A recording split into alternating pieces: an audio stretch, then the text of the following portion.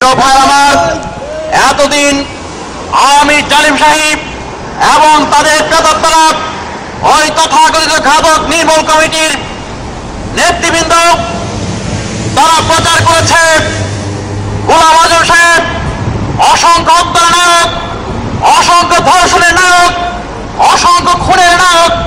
কিন্তু অত্যন্ত দুঃখজনক হল সত্য, অত্যন্ত লজ্জাজনক হল সত্য, তাদের সাজানো ট্রাইব্যুনাল এই ধরনের একটি অভিযোগও প্রমাণ করতে পারে নাই।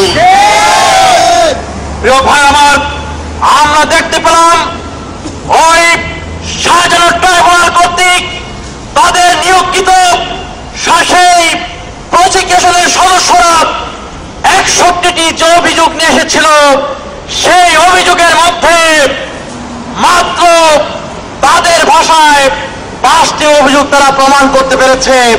তার মধ্যে একটি অভিযোগ হচ্ছে ওই প্রফেসর গোলাম আজম সাহেব, তিনি তার অপরাধ, তিনি এখানের সাথে মিটিং করেছেন, দীক্ষা খানের সাথে মিটিং করেছেন, মাওলানা মওদুদির সাথে মিটিং করেছেন।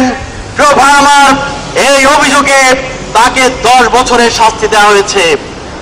আমরা জানতে চাই এই ধরনের ব্যক্তিদের সাথে মিটিং করা যে অপরাধ, সেই মানবতা বিরোধী অপরাধের কোন সংজ্ঞায় তা বলা আছে, আজকে তা দেশবাসীকে জানাতে হবে। ইয়াহিয়া খান, দীক্ষা খানের সাথে মিটিং করা যদি অপরাধ হয় এবং সেই জন্য যদি 10 বছরের শাস্তি হয়, তাহলে শেখ মুজিবুর রহমানকে 10,000 বছরের শাস্তি দিতে হবে। ভাই আমার, তাদের 2 নম্বর অভিযোগ, তিনি কি করেছেন? শান্তি কমিটি গঠনের সাথে সহযোগিতা করেছেন, শান্তি কমিটি গঠন করেছেন। প্রিয় ভাই আমার, আমরা জানতে চাই মানবতা বিরোধী অপরাধের যে আইনে তাকে বিচার করা হয়েছে, সেই আইনে এই ধরনের কোন কমিটি যদি যুক্তির খাতিরে মেনে নেওয়া হয়, কমিটি গঠন প্রক্রিয়া যদি তিনি থেকেও থাকেন, তাহলে